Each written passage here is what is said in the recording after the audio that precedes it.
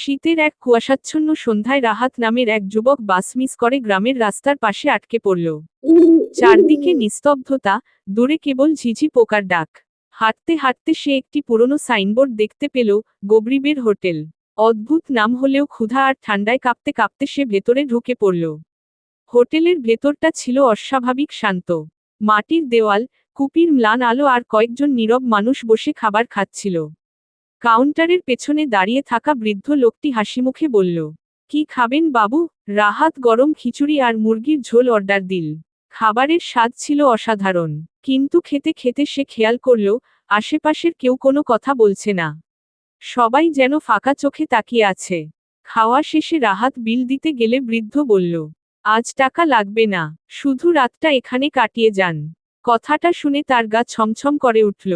তবু বাইরে ঘন কুয়াশা আর ঝড় শুরু হওয়ায় সে রাজি হয়ে গেল। মাঝরাতে হঠাৎ ঘুম ভেঙে সে শুনতে পেল কান্নার শব্দ। দরজা খুলে বাইরে তাকাতেই দেখল, হোটেলের অতিথিরা ধীরে ধীরে মিলিয়ে যাচ্ছে। ভয়ে কাঁপতে কাঁপতে সে বৃদ্ধের ঘরে ছুটে গেল। কিন্তু সেখানে কেউ নেই।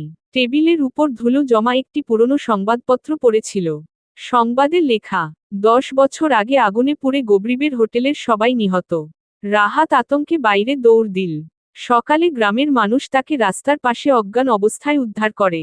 পরে সে যখন হোটেলের কথা বলল, সবাই অবাক হয়ে জানালো, ওই হোটেল তো বহু বছর আগেই পুড়ে ছাই হয়ে গেছে। সেদিনের পর থেকে রাহাত আর কখনো রাতের অন্ধকারে একা পথে বের হয়নি।